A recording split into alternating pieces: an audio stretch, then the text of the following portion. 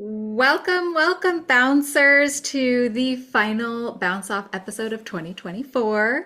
Hi, V. Hi, I love that you say bouncers, although I have like very weird associations with bouncers. So, V, what we're doing today is we're going to just kind of overview all of our favorite memories about sports stories this year because it's been a big one. One thing that I want to bring up that's more current news, but that's going to kind of kick off a topic for this year is Juan Soto's deal. Like, oh my God, so many feelings about this, but it does kind of go to this bigger conversation about the large deals that happened this year. And first of all, I'm kind of like, fuck Juan Soto because he has no loyalty. Apparently, he's started with four different teams over the past 4 years. I know, I think he was traded to the Yankees, so that wasn't like his call, but fuck that. Yeah. Like, how are you going to take that much money and then go to the Mets? I think Yankees fans, they've been posting these reels of like all the times Juan Soto like fucked up and like him looking real clumsy out in the outfield. And then everyone's like, yeah, but his thing is his batting. And people are like, well, his batting numbers are pretty mid too. Yeah, like Here's the how do you justify that amount of money for any athlete? I don't understand it. The way that the Dodgers justified 700 million for Shohei Ohtani was I think they understood the business decision in bringing him on. Correct. And what happened as a result immediately after he got that deal was within days they lined up all of these Japanese sponsors like tire companies, car companies, and that's exactly like now you can see like Yakult yogurt all over Dodger Stadium.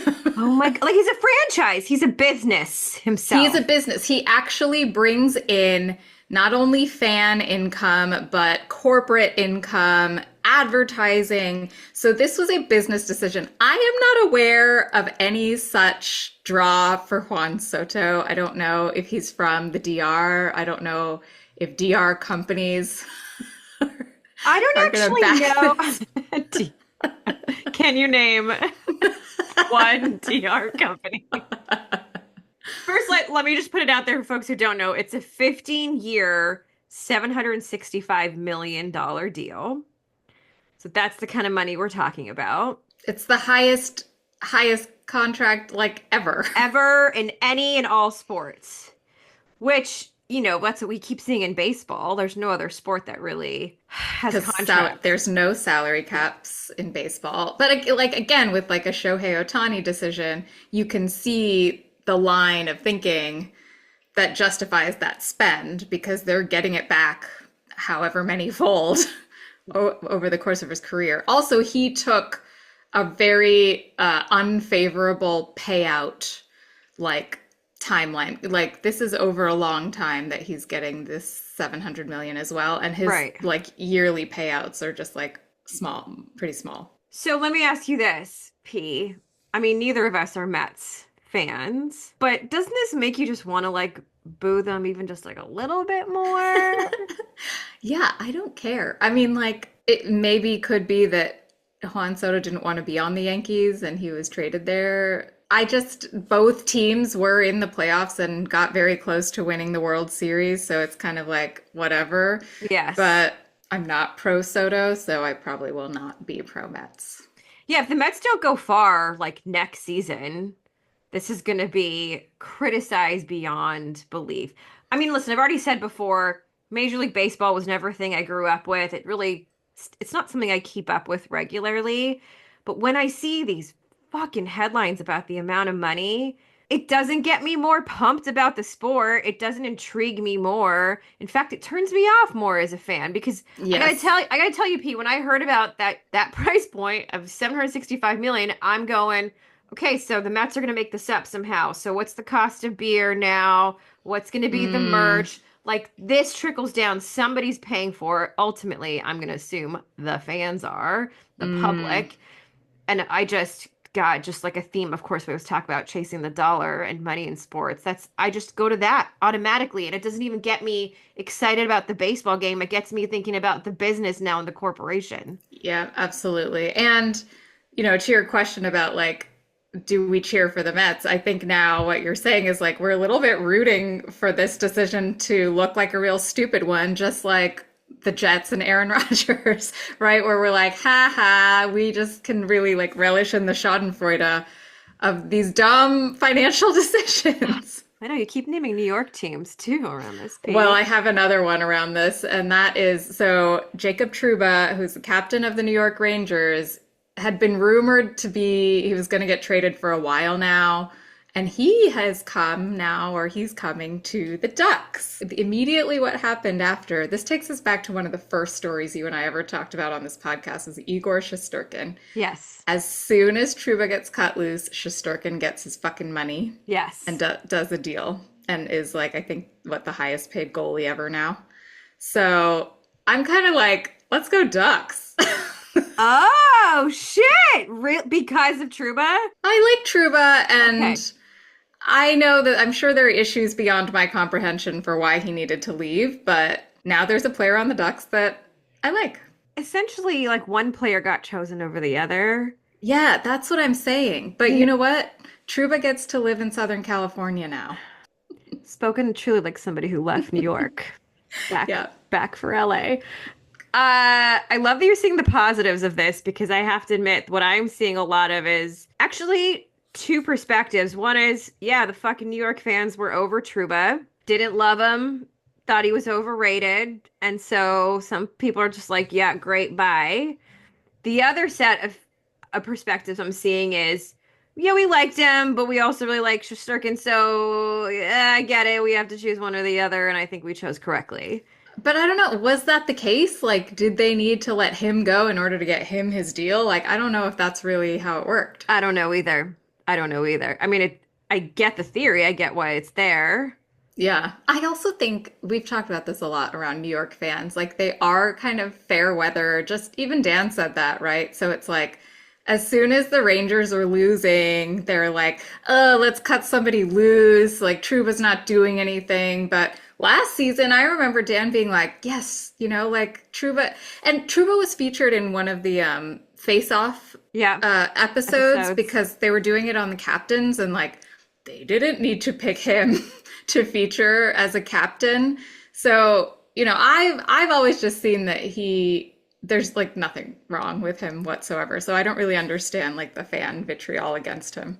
I mean, New York fan base of many sports, if not all of them over there, they're fucking cutthroat, dude. Yeah, they're aggressive, they're mean. They don't like when their team loses and then that just makes them abandon all compassion. But fuck the Ducks though, like The not Ducks, the Ducks have not been doing horribly this season. I I know, know, you but just didn't have fun at their game. I did have fun in their games. I didn't love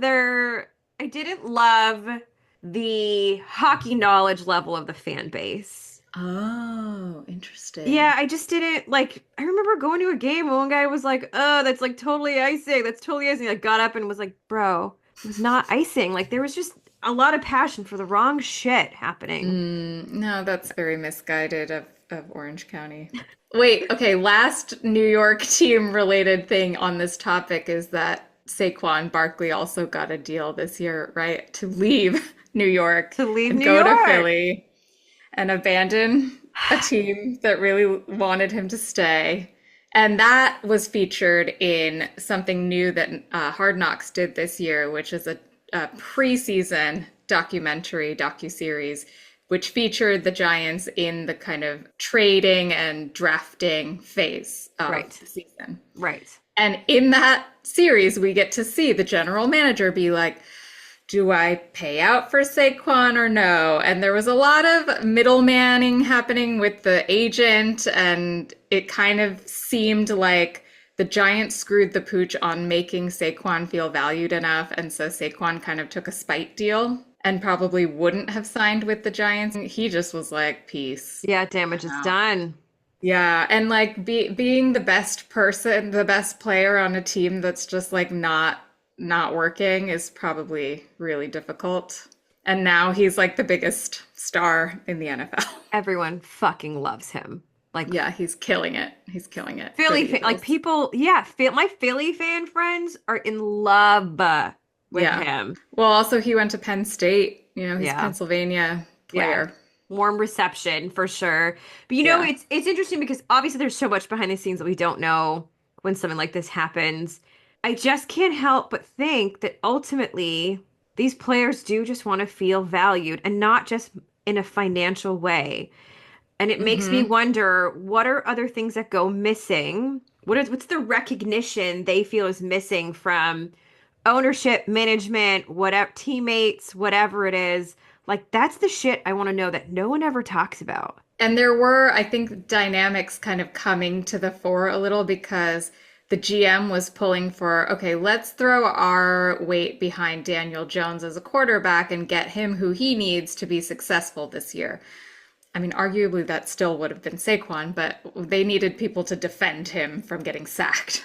And the coach does not like Daniel Jones, so he was pulling for like, no, let's cut him loose and keep Saquon. And what happened is that they've lost both now. So it's just like such a disaster of a business deal all Yes. around. Yes, 100%. I mean, somebody's getting in shit for this. You know, I love talking about money and Mm. sports. And P, I have to say that in 2024, as I watch sports, what I noticed more and more was more celebrity endorsements of sports betting, more QR codes popping up in the corner of the TV screen as I'm watching a game to like, let's get going on your phone and start entering this. And it did grow in 2024 because obviously I was like, I have to understand like what is going on here and who is doing this. So Pete, let me ask you this. Have you ever bet on a game or match? Not outside of like a box pool at like a family Super Bowl party. Yeah. Or I did like a March Madness pool. I used to do NFL pick'em pools, like that kind of thing. Yeah. Yeah. Okay. I've also done those as well. That I would say that has been the extent. And even then it doesn't feel like betting. I feel like it's just a funny competition with Yeah, friends and family and yeah, whatever. We had like we have a $20 buy-in in ours. I don't know what you guys do. yeah, something like that. Or even like the corporate like pick'ems. I think it was like CBS Sports that ran it, or like the Jersey Mike one that we're doing Yes. now. Yeah, it's just all like low stakes and keeps the games interesting to watch. Totally. Okay. So I'm glad that you mentioned that because people are saying it does get them watching more. They are Hmm. betting from home more on their phone. I still think when I think betting, I'm like casinos. I don't know. I don't think about just pulling out my phone, but that's what everyone's doing. And of course, I was like, wow, who's actually winning? Like, what's happening here with the profits? Well, thank you, University of California, San Diego. Their Yes. school of management was like, let's figure out what's happening here. So they studied over 700,000 gamblers. Get this, P. 96 to 97% of the regular sports bettors on these things fail to turn a profit. Well, duh. Like, you and I intellectually know it's going to Yeah. be low, but That's fucking a crazy number. only That's a crazy number. 4%. Look at Vegas, P. Do you think Vegas looks like that because the house is losing? Right, right. Because the players are turning a profit. But 4%, and I'm saying this because I do know people who have, like, I don't know, dabbled a bit in sports betting. It is quickly becoming, I think, the largest ecosystem for betting is to do it online or to do it on your phone while watching the sport. Now, it's not legal in every state. I don't even think it's Yeah. legal in every province in Canada, but what the call is now is how can we educate people on how to do this as smartly as possible? Like, should you only be spending 1% of your monthly income on, to have actual guidelines on how to do Hmm. this? And it reminds me of just like celebrities, smoking a cigarette like Marlboro in the 70s, and now it became a big thing. And I'm like, is this good? Is this like our cigarette in the 2020s? Yeah, so two things about that. First of all, I was just reading that I forget which state or where this is happening, but people want to pass, it might be here in California, people want to pass legislation that puts a warning label on social media the same way we put warning labels on cigarettes or alcohol because of the mental health risks of using social media. And I like no that legislation hasn't come for sports betting apps yet, Mm, but I feel like it probably should. There are disclaimers for like FanDuel commercials that are like, gamble responsibly or whatever. yeah. I do also know that when this was on the ballot to legalize sports betting here in California, not only was there a huge Indian casino lobby against this because they have the corner on the sports book market in our state right now, and they didn't want to lose that market share. The other thing was, I think that there are a lot of bills that get passed or shut down in California because of how worried parents are about their kids. Oh, And so, shit. like, there was a big narrative around protect your kids. Like, this is something that young men are doing at alarming rates, and like, it's really contributing to their downfall. The same thing happened like when we illegalized flavored tobacco because it was like a risk to kids. And I'm like, I don't necessarily agree that parents' anxiety should be legislated in that way, but there is a huge risk that's been going on, kind of a bit of an epidemic around gambling and young men. The last two athletes I just saw in betting commercials were Wayne Gretzky and Connor McDavid. I can't actually even name one female athlete that I've seen who's endorsing a betting platform. Maybe there is one. I'm sure it's coming. I'm sure it's come now with the growth of all the Yeah, sports. exactly. But so the reason why I'm saying this is a huge thing for me in 2024, earlier this year, Toronto Raptors NBA player, Jonte Porter, I don't know if you know this story, P. He was banned from the NBA for life. He broke the league's rules about gambling. Oh, And like point fixing stuff?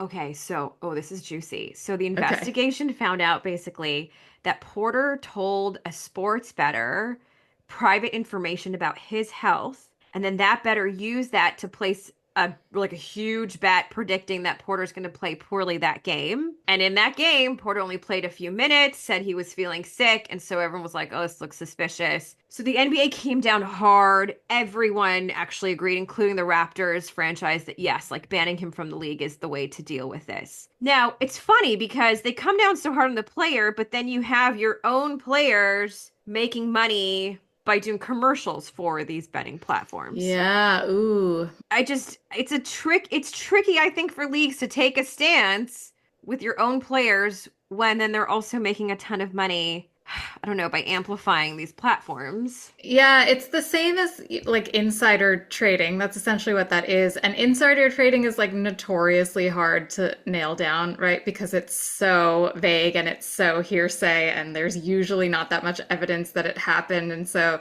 it's a very, very gray area. Huge. And I actually don't really know how they found out about this whole thing in the first place. But the sports I do see betting really, I think, getting at the forefront is around basketball and football. Those are probably the biggest ones. I'm seeing Yeah. hockey now more and more and more. But in true 2024 style, the sports betting conversation has now progressed to one about artificial intelligence. And that AI might eventually level the playing field with the predictive analytics abilities. And could you and I recruit the help of AI that studies the way we take risks, what we like to bet on, and come up with such a personalized, customized bet for us to make? Interesting. So when you say it's leveling the playing field, that means it's going to be a universally used tool or algorithm that kind of personalizes everybody's betting strategy based on their needs or means or whatever. Yeah, they exist. They already exist, actually. Okay. Some of these, I don't But even know do what to do call those them. kind of like FanDuel companies use them, or is this like a third party? This is a third party. Yeah, these are standalone Oh, companies. okay. So what's interesting though about the what you just brought up, P, is are some of these companies going to sign exclusive deals with like a FanDuel or whatever so that you and I don't have access to this AI data and it's just AI, it's just the house, it's just, the betting platform that has access to it. A lot of these companies are saying no, we're not like we're not taking a side. We are a predictive analytics company. Like we're not getting Mm. involved in the bigger game of it all. And so if everyone has access to basically the exact same data set, then what does that mean for betting? I don't want to sound like a Luddite, but I am worried about AI in so many ways, but largely the climate implications. People are not talking enough about just how much energy every one of our single fucking Google searches takes now, and we can't shut that AI feature off of that shit, you know? It's just Yep. so wasteful. Yep. Yeah, machine learning in general, I don't think we have any idea what the energy No, and like when input. it comes to sports betting, like that's going to be a huge influx of use then. Dude, just the state. Okay, let's talk about New York. Let me call it. Sorry, New York. There's just so much fucking data out of New York from their state gaming commission because it is legal to bet there. Individuals in the state of New York, I think last year, no, 2022, bet $16.7 billion just through mobile apps. Oh my God. And you know that it wasn't legal in New York until pretty recently. Like when we lived there, people were driving through the tunnel to place their bets in Hoboken and Jersey City and then driving back into New York. Oh my God. Damn, I actually think 2022 might have been the first year that it was Yeah, in I think operation. that's That's right. that's why they have that data, Yeah. which is a fucking insane amount of That's money. insane. Yeah, I wouldn't be surprised. Like, look out for more of that, more of the talk around sports betting in 2025, more about how it's going to be regulated, as well as the role of AI and how this impacts the fan experience. Because P, I'm telling you, I'm watching the game and the QR code for it is right there on my screen as well. Like, it's just calling for you to engage and to have this be a part now of your fan experience. For the record, I don't want it. I'm such a risk averse person. Like, that's Yeah, just same. it's just not gonna. I should I probably know put I that get to my retirement funds or something, you know? that, and like I just get so mad when I lose. It's like, let me just let the team lose and not make this something that I have to feel personally invested in too. Correct. Yep. I know I'm pissing away money. I know the Yeah. odds are so stacked up against me. I didn't know it was 4% chance, but it's just not It's worth it. yeah, and it's a whole emotional load. I'm with you. I know. But okay, so since we kind of mentioned like who's endorsing this stuff, I think that that leads into our discussion about the crazy explosion of women's sports this year. So this is something that you've been very excited about throughout the course of our podcast and just in general, but something that I've been wondering since we're like, okay, so these guys are making money off these FanDuel commercials, and maybe it's only a matter of time until like the big female athletes start getting recruited to do the same thing. Isn't it also a matter of time until we start feeling like female athletes are getting the same level of exploited for money? Just as like as they've already been because they're underpaid relatively speaking, but Yes. as female sports becomes more popular and the corporate capitalist world recognizes how lucrative that's going to be in terms of the fan bases, how long do we have until it just starts to feel like, oh wow, this is now encompassing them too?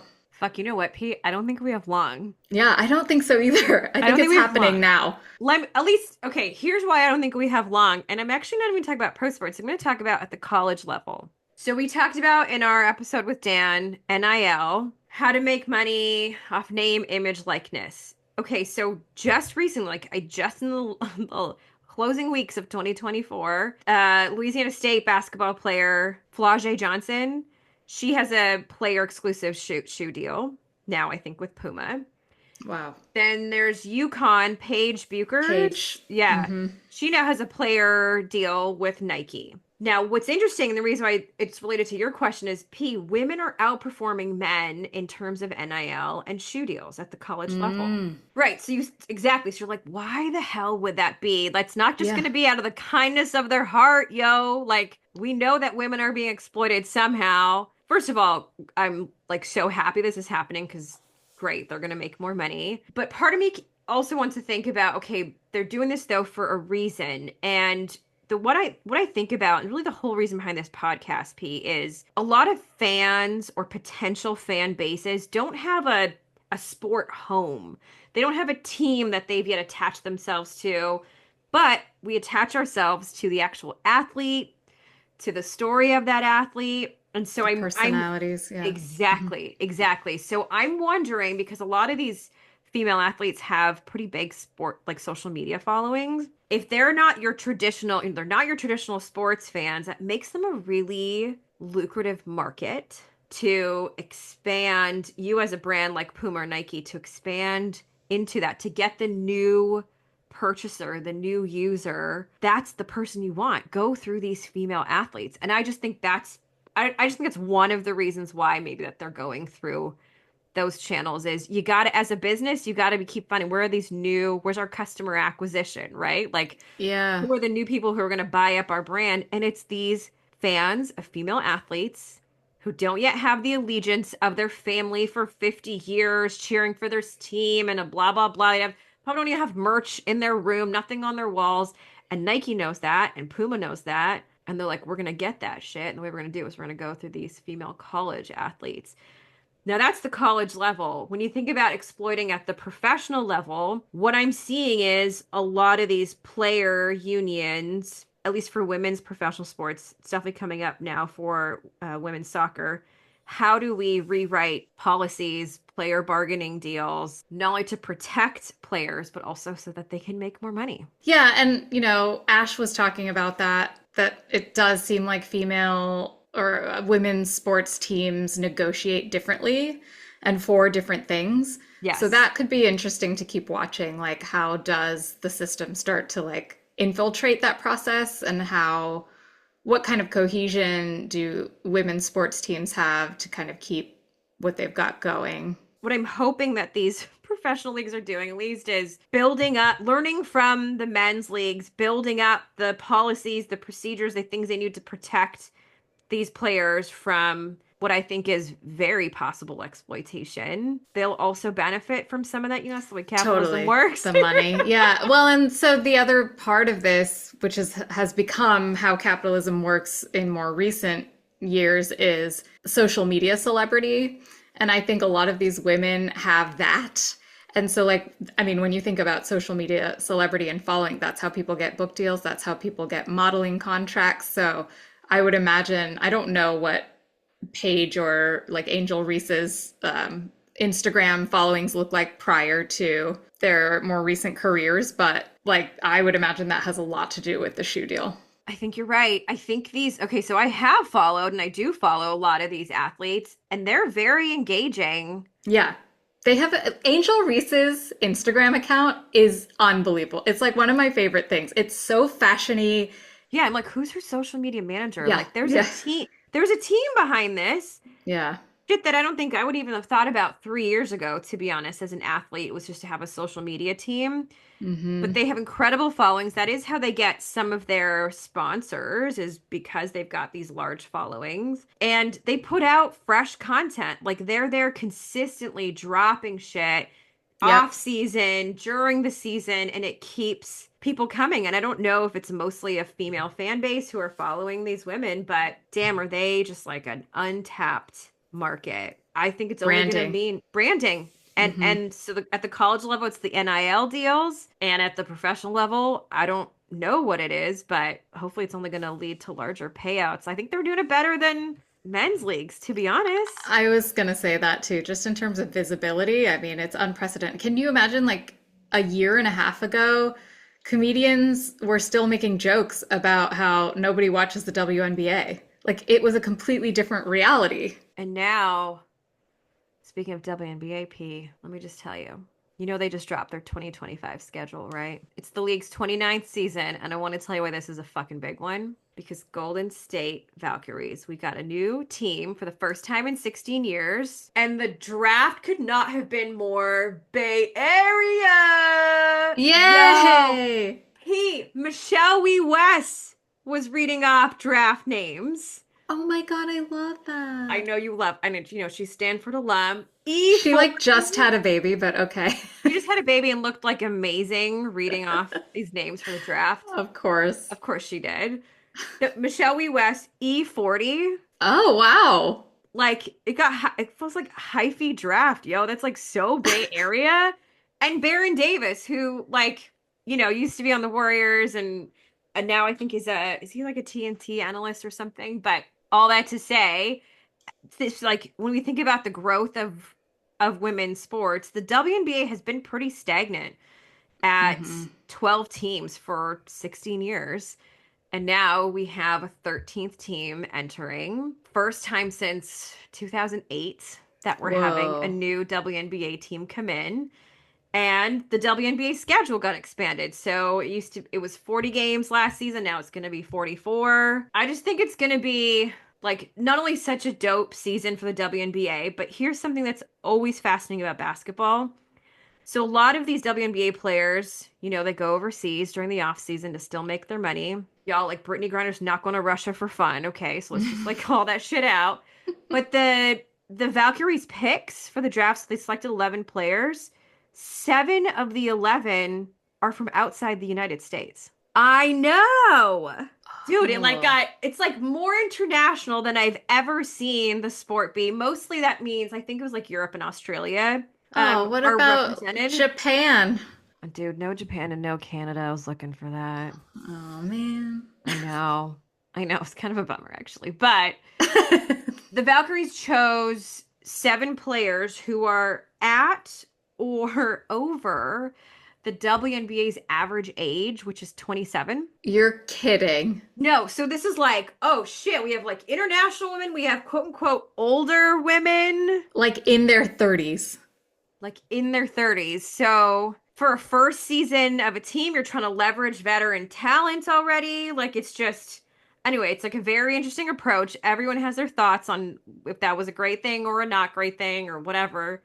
Which, by the way, I had to look it up. The NBA's average age is 26. So this is like very similar Okay, in okay. terms of average age of a player. But again, when I think about your Juan Soto and your Shohei Ohtani, like this is an international team. Will this bring international attention to the WNBA in a way that we haven't seen before and another untapped revenue source? I don't So know. smart, so smart. So fucking smart. Bay Area, let's go. I'm so fucking pumped for this team and for like WNBA 2025 because of this, honestly. Like I just think it's going to be such good new energy. Well, on the topic of new stuff happening in with women in sports, this year also gave us Jessica Campbell, Yes. who like we worship, and also Seattle really turned it around this year, dude. They really So did. props to you, girl. Yeah, can we just give the credit to Yeah, Jessica for that's what that? I'm doing. Yeah, that's what I'm doing. And I also want to name like it could have easily been the opposite. I think if all of a sudden the Kraken like had a shit start of the Hmm. season and think people had been like, oh, it's the fucking Yep, this is why we can't this let is them why. in. They did have a shit start to the season, but yeah, everyone has to kind of find their footing. But then they just kind of like came out of nowhere. Out of nowhere. And I think it's so incredible. Honestly, like as a fan, when that happens with your team, it happened with me and the Oilers last year. Shit, first couple of months, and then we just took off. Yeah, And that's yeah, to me, it's like the reason why you've got to, at least for hockey, I'm so biased, but like you got to follow the whole season. You can't just yeah, be you there do.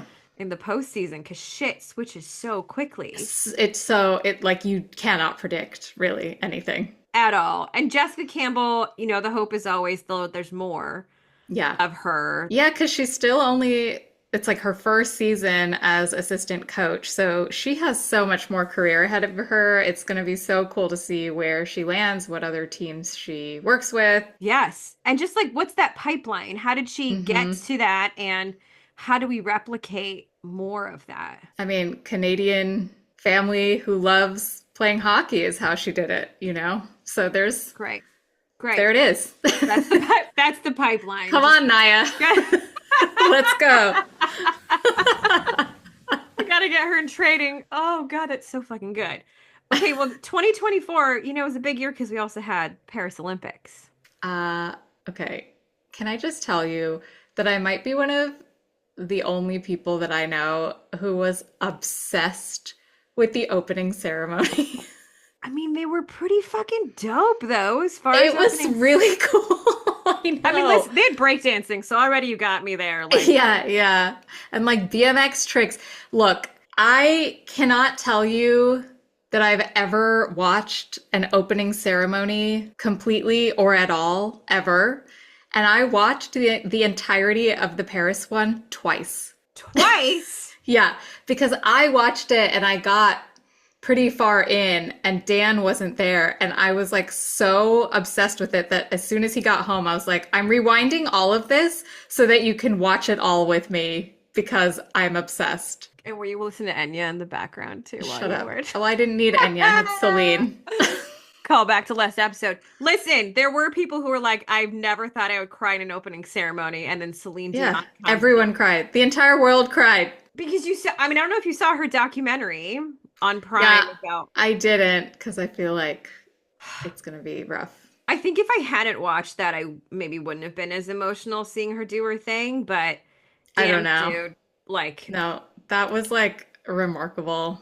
remarkable. The song choice, the dress, the Eiffel Yeah. Tower The Eiffel fucking location. Tower. The song choice really got me. The Edith Piaf song, which is about her lost love. And Yes. so like that context, knowing that Celine has to sing these words in her native French at the opening ceremony for the first time that she'd performed, I was just like, how is this woman keeping it together? How? Yes. I would not be able to get through it. I don't even what a know, pro. like, what skills, what emotion regulation You have skills. to breathe. I was trying to sing something the other day and it like always makes me emotional. I can't get through it. And my voice teacher always used to tell me you have to just breathe through that feeling. And I'm like, whatever Celine figured out how to do in her performances where they're always so emotionally charged because of the life she's lived, she is an absolute pro.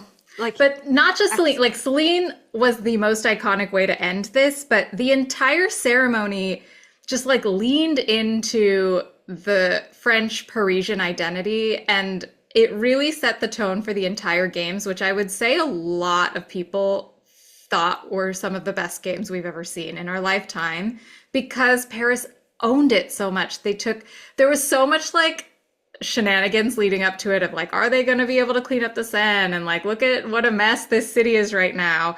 But it was all because they had this vision of like, we want to showcase our city. We want to showcase Parisian life. We want to showcase Frenchness. And even if they played into stereotypes in the opening ceremony, it just felt so representative of like so much of what I love about French culture and Parisian culture. So I was all about it. it's so okay. Did you also watch the closing ceremonies too, or Yeah, so that's bringing up stuff for me because I liked the closing ceremony. I don't love as much when it's in a stadium, but again, I thought they did an excellent job. Once again, the NBC fucking broadcast fucked it up. So part of what people didn't like is that the NBC broadcast and the commentators were so bad for the yes, opening ceremony. And then for the closing ceremony, Phoenix was on stage, the band Phoenix, which I didn't know was French. And they, right at the end of one of their songs, the unmistakable first couple notes of Air's song from the Virgin Suicides, which I'm obsessed with, started playing. And NBC cut to commercial. They come back and Air is gone. So I missed I had to like dig around for it on YouTube, which it didn't even show up for like a couple of days. Because I was like, I knew it was Playground Love. And then they cut away from it and they come back and it's over. And I was like, I know I missed something. Can you believe that shit? Like, fuck you. dude, they did such a shit job. So being in Vancouver, I had CBC coverage as well as the NBC coverage, Okay. and I could flip back and forth between the two, and I can confirm NBC was so shitty in their Oh, coverage God. of them, Ugh. like night and day. I'm gonna end up giving up. Also, for what it's worth, when I watched the Macy's Thanksgiving Parade this year, NBC also shitty coverage of a fucking parade. How do you blow that? Yeah, of the one you've been doing for fucking decades. Like, Like this isn't even, so many yeah. commercials. The commercials and like the comment, like Kelly Clarkson and Peyton Manning, why? Like they contributed nothing. Yeah. And then but the closing ceremony, I feel like there was a lot of criticism of the handoff to LA. But I was like, no, no, no, this is exactly what I want because Paris did what they did for the opening ceremony. I need us to lean into some of our like California, LA stuff. And we did it with Tom Cruise and his fucking helicopter and the Hollywood sign and Billie Eilish and Snoop at the Yeah. beach. Yes. Like, Yes. that's exactly, yes, that. Because I was watching the Paris opening ceremony being like, what the fuck are we going to do? If we have to put this back in a stadium, I'm going to be very disappointed. We need to show up. We're LA. We are Hollywood. We got to do this. So the handoff gave me some hope, but I feel like it's a very tall order. And the same pre-Olympic mess that was going on in Paris is like definitely happening here. So we'll Well, I see. still feel like controversies. I still feel controversies from the Paris Olympics, like Jordan Childs getting her medal stripped from her. Yeah, yeah, I can't help but feel that's still not a closed chapter. Like that's yeah. still, even though That they was said fucked up. so fucked up. They said they filed an appeal, and I think the appeal was still rejected. I don't know. I don't know if that's a closed chapter or not. That just is what it is. But how fucking tragic that whole thing. And then the other piece that came up that just I think got closed up this week is, do you remember there was a woman, she was an equestrian gold medalist? Oh, this woman who was like abusing the horses. Yes. Okay. Yeah. I think her name was Charlotte Dujardin or something. Anyway, she was suspended, I think officially this week, from competition for 1 year because a video came out of her whipping a horse. Yeah, yeah. And like the people in the that like governing body for that sport was like, this is not behavior that we sanction Yeah, in horse training. and she was like one of the top Yep. contenders. Not only contenders, but like she trains other competitors too. And that's what, so I guess the video, which I watched, by the way, I did watch the video. I can't watch horses being like hurt. I can't do it. Yeah, it was, I'm a meat eater, so sometimes I'm like, okay, I gotta be able to handle this if I'm eating meat. But like, That's fair. but I don't, she's yeah. like coaching somebody else. Somebody else is on the horse. Yeah. And dude, she's like, it's literally like, look like fucking Catwoman cracking a whip. And she's like whipping the horse's legs. And as far as she's reporting, it's the only time she's ever done that. And they No, said it's that only why would that ever no, why would that be true? you don't just like crack whip like a pro like that in that video, okay? Unless she's like freaky deaky at night, like which maybe she is, but like she was very good with that whip because of that, and it's the only instance they can find. It was only a year that they are suspending her, but as a result, one of the sub themes that came out of the Paris Olympics was, do animals need to be involved in Olympic sports? Yeah. There was an online petition, I remember, trying to say, let's remove horses from the Olympics. I don't hate this.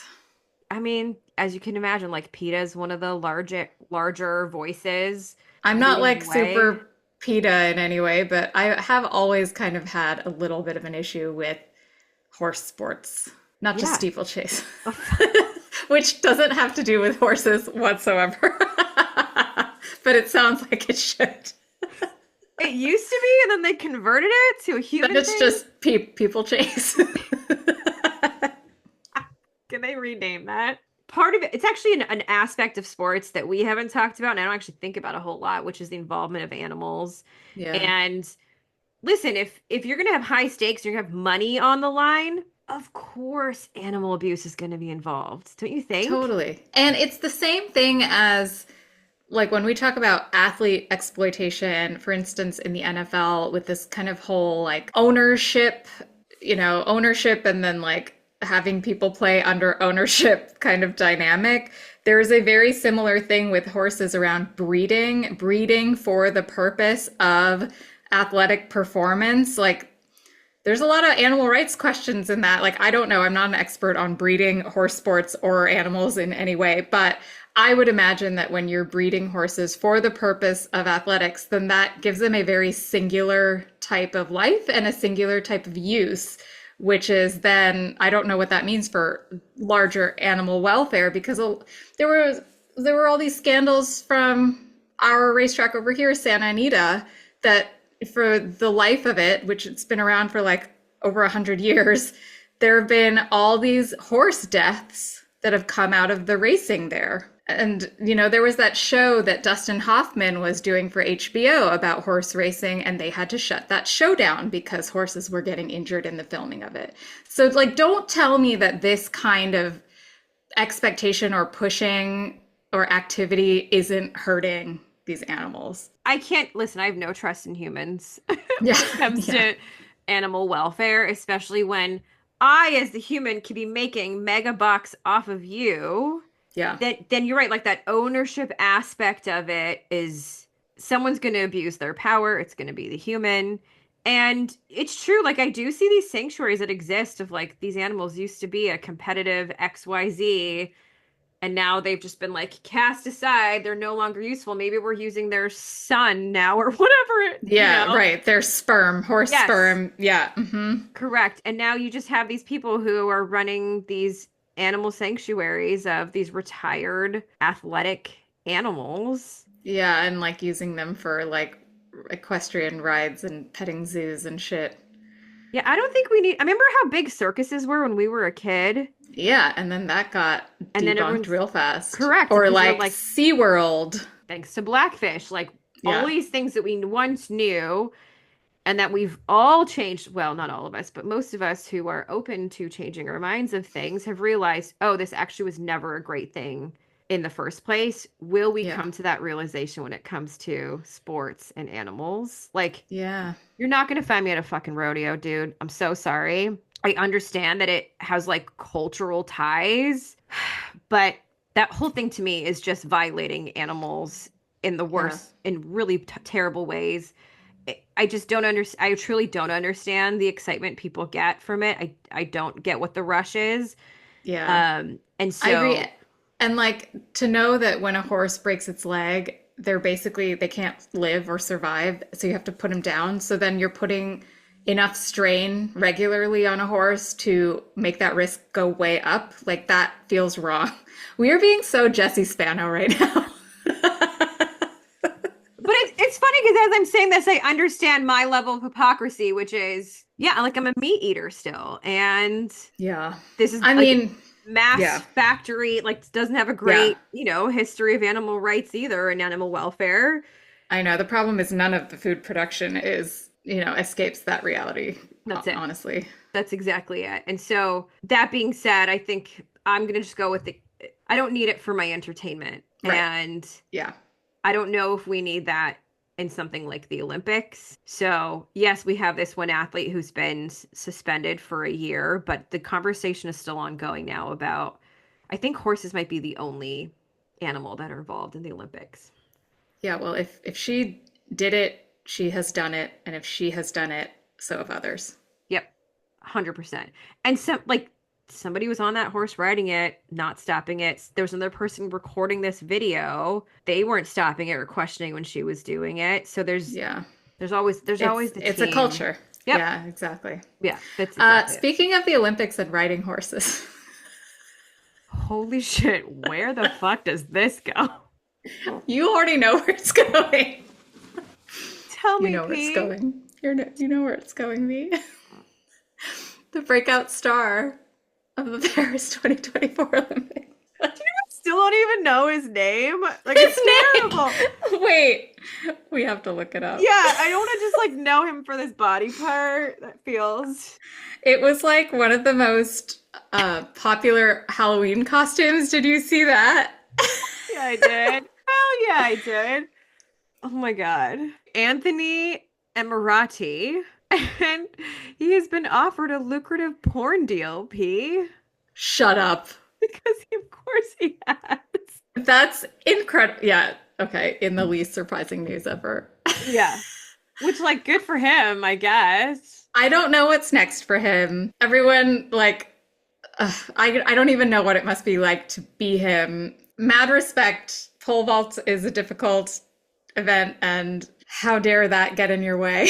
Oh my God. Okay, so the VP of a porn site called Cam Soda, they offered him $250,000. Look, you do you, bro. Whatever you need to do, but you've got a lot of fans.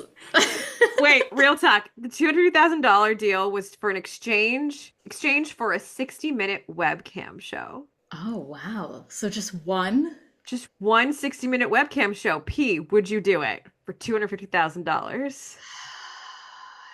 I don't know if there's any appeal in anything that I would have to offer. We know nothing about him except what we saw over his unitard, dude. Like, I don't, you He's a know? very, very attractive man. And he obviously worked really hard and was very disappointed that this happened. And Correct. unlike the horse issue, it looked like this had never happened before. Just a little accidental crotch bump action. Yeah. Well, the other breakout stars of the Olympics were, of course, the sharpshooter Korean woman who has gotten like all these fashion deals since then. The Turkish sharpshooter who wasn't even using any kind of, it was just like raw dogging it. Yeah, he like rolled out of bed and was like, "What are you Yeah. doing?" It's like, I guess I'll wear my glasses today. And Steven Nedorowski, is that his name? The Penn State gymnast who only shows up to do the pommel horse and then became a Dancing with the Stars star. We talked about this, like the crisscross between hip hop and the Olympics and how Snoop Dogg Yeah. brought in what they think, NBC thinks, like a whole other fan base to the Olympics. Flavor Yeah. Flav Flava Flav. sponsoring the water polo team. Hmm. Also, people were like spotting Flavor Flav around Vancouver because he showed up for Taylor Swift's last concert. Oh my God.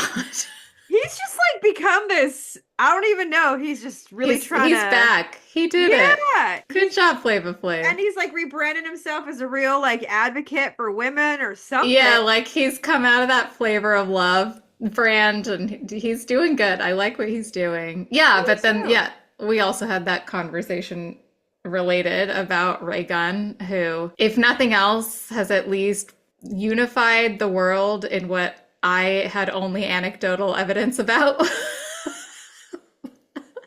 when it comes to how out of touch Australians can be. At least for the most part, I'm relieved to know that the world generally knows what like breakdancing should look like. You know Yeah, what I mean? they did not get behind her. You did not have a lot of defense of what she did, and that is always heartening to see. That Yes, there was like a lot of call out of appropriation and misappropriation. that's what's up. That's what's Mhm. up. I don't care if she's in her PhD. Like, I'm not gonna. That's like not a defense, dude. Oh Wait, my what? God. Is that one of her defenses? Yeah, she was like a researcher of Of break breakdancing? culture and yeah, no, I know that, which makes it actually feel even more gross. Worse. Yeah. Yeah. It's like, oh, this experiment that I'm doing. Yeah, let me come in and investigate you and your culture. Yeah. Ugh. I hate it. What? So gross. Me too. I do too. But okay, so we look back, but P, I just want to make sure everyone knows things don't really slow down in the holiday season, end of year, New Year's when it comes to sports. I will tell you, it is an annual tradition for me to get highly involved in the World Junior Hockey Championships. Okay. It falls like right after Christmas and usually right after New Year's is the final. Like it's like a 2 week window right over the holidays. Usually Canada and the US are like either going to be competing for gold or they're somewhat up there, and so it's always fun to see those kids are, so incredibly skilled.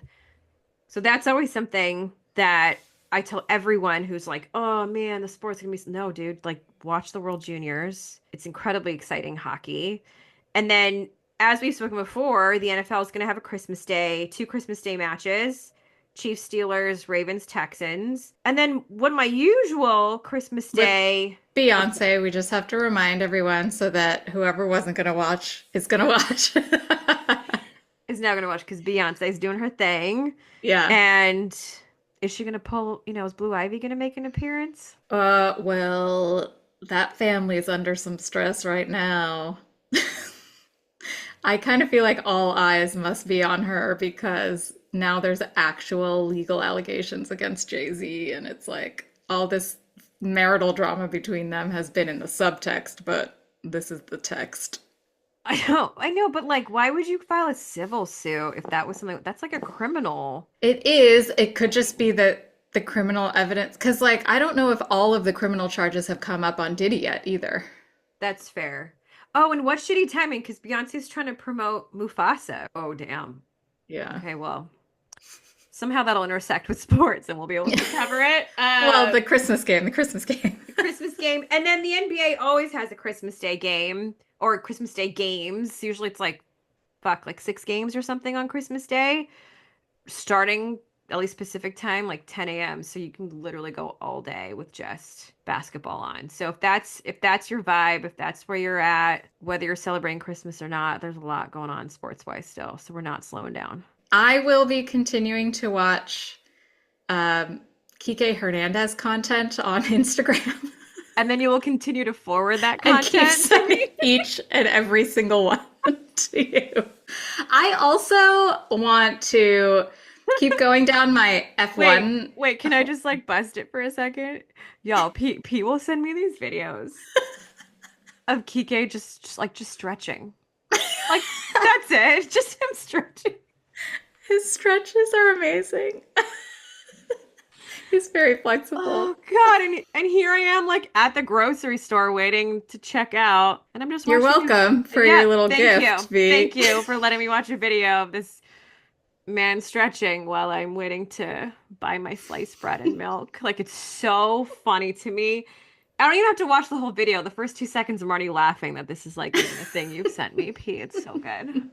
Okay, great. Well, it's not going to stop. Great, great, great, great.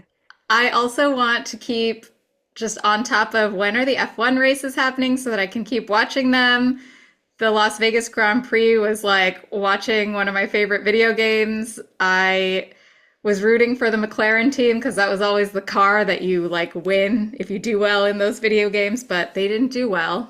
And now actually Lewis Hamilton is moving. He's moving from the Mercedes team, which won the Las Vegas Grand Prix, first and second place, to Ferrari. So he and Leclerc are going to be on the same team, and it's going to be a whole lot of eye candy for P.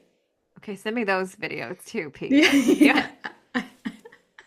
Do they do stretches too, or what's? I don't know about stretch. It's a lot of face. There's a lot of face. They're giving you face in the F1. Okay, okay, I'll take some face. P, I always go first. How about That's we true. switch things up for this last one of 2024? Why Okay. don't you tell me what are you obsessed with this week? I've got a good one for you. Okay. So I just binged the 3-part Lisa Frank docuseries on Amazon or Prime Video. Just made me feel a lot of things Oh, because there's a lot of fucked up shit in this universe and with this owner, Lisa Frank, who sounds like a complete loony. that's actually her name. It's Lisa Frank. Her name is Lisa Frank. It's her company. She is a person who's very private and sounds like very intense and somewhat awful. So that just got me thinking about you and I talk about 90s nostalgia all the time. And I started thinking like so much of what shaped us in the 90s is now being exposed or associated to some sort of fucking scandal or shenanigans. There's like a scam associated with every single thing we loved. I used to make my grandfather take me to Save on Drugs so that I could buy the new set of Lisa Frank erasers whenever they came out. I was obsessed with Lisa Frank. It was the ballerina bunnies for me. And it was like so part of I still have my Trapper Keeper. Like it was so part of my childhood identity. And clearly that's the case for so many people who grew up in the Yes. same era.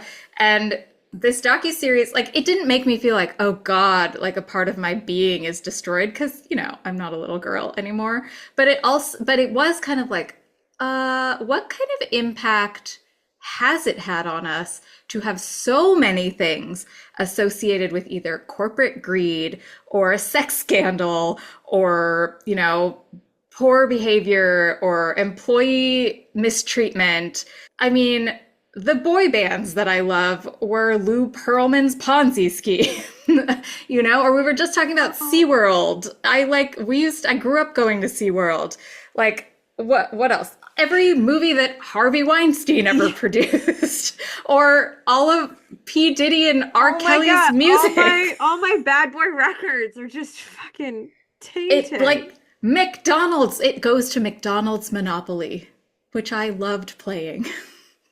So it's just everywhere. Yes. It And is I really don't, hard as you just listed all those off so quickly. Like it's hard to understand that the things that brought us so much joy and really like defined our era were actually incredibly toxic.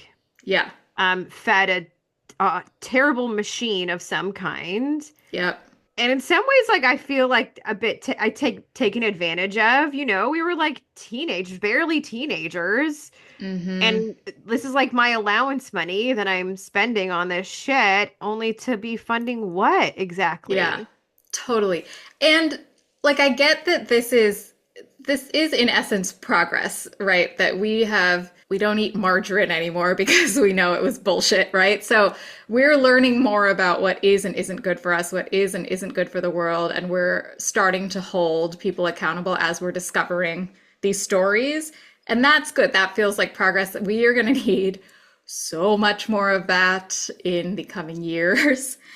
But I do also wonder, like, for a generation that came into their career livelihoods in the aftermath of the subprime mortgage fuck up and the financial scandal and the recession, and who came of age after 9/11. I don't know what this means for our like existential selves and well-being. I'm sure it could easily fuel a cynicism. I still don't think millennials are as cynical as Gen X tends to be, Yeah. but there is, I think, a real impact emotionally and to our identities around like what the world has in store for us. I think that's really well said because I think the things we grew up with, like the investing in our future, stay at a job for 30 years, like all of that shit, That's yeah, not a save thing up anymore. your 401k or RSP only for there to be like a leader who then decides to change the rules. And then that contradicts the messaging we received as a kid. And it's really, and listen, I know every generation probably thinks they had a really shitty set of circumstances. Great. I believe that. I think everyone believes that they did. The pace at which our generation P experiences these highs and lows is what I personally find particularly hard to manage. If you told me that one recession is going to happen every whatever 30 years, okay, I can stomach that. But for it to happen every fucking decade, Hmm. and then impact my ability to take care of myself, of my family, or whatever. Like it is. Anyway, I guess what I'm trying to say is I understand why these companies are trying to sell our childhoods back to us in a joyful, nostalgic way because Yep.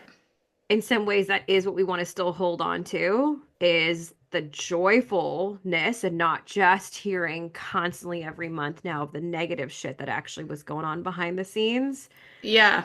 And actually, it rolls in really nicely with what I've been obsessed with this week, P. Because last week I played you the little cheesy, tacky Christmas sounds. I spent this week watching 90s sitcoms Christmas episodes.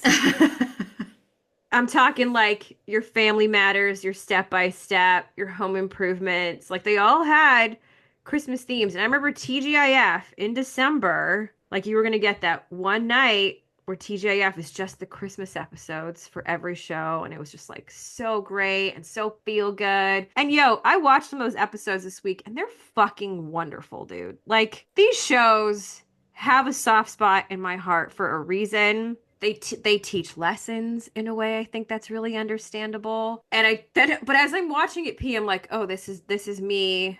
This is nostalgia in a nutshell. Like I am trying to have a feel good holiday season and not feel stressed out about the million of fucking things that are going to be coming up here in the next year. Hmm. And this is what I'm choosing to do to pause time is actually like tap back into childhood 90s Christmas shit. I don't want to like be like, well, let's pull back the curtain on each one of those Yeah. shows. Well, we know the Urkel. Let's Yeah, peel back that curtain. well, and like Full House, I feel like there's a lot of stuff with that cast.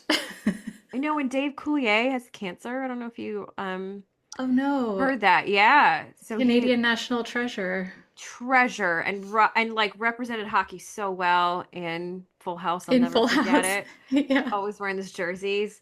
Yeah, and so like John Stamos and him like had some posts and again, it's this idea of like, okay, I understand intellectually that some of these stars, these people we grew up with, they're older, people are going to get sick, people are going to die. That's how I know we're Hmm. getting older. But I wish it was just that. Instead it's oh, those people you really loved, yeah, they're getting sick and they're dying. Oh, but also Yeah, Aunt Becky is bribing people to get it, her kid into school. they're like the most unethical people that were involved too. And you're like, fuck, man. Yeah. Well, that's the thing about nostalgia. Like, yes, it is comforting. I love that you're finding comfort in these Christmas episodes. I think that's why you have shows like Friends, like just being popular again and finding a new fan base with a whole new generation.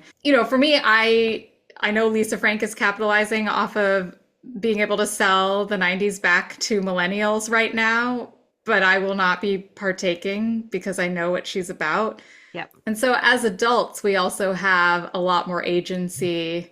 The value of nostalgia to me is knowing that you and Ivy share a history that we didn't experience together. We met each other later in life and have some of the same memories. And that is very Mm. valuable to me, like knowing that I wasn't alone and that there is this shared culture that connects all of us. And maybe that's enough. And I don't have to like put my dollars where they don't need to go.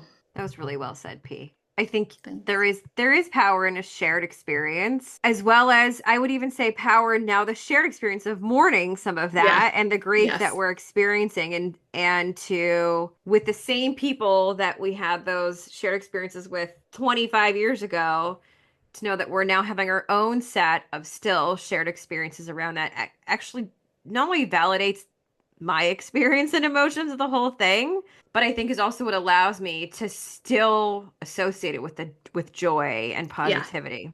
Exactly. Yes. Mm. Well, on that note, thank you all for listening. Thank you, listeners. 2024 was the year we launched this thing, P. I know, and we're having a lot of fun, and we have a lot more to talk about, and things keep happening. So we are taking a holiday hiatus, but we'll be back at the end of January in time for Super Bowl news and everything that's coming in 2025. Yeah, really awesome guests coming up. Y'all can't wait to ride 2025 with y'all. Be Thanks for safe. bouncing off with us.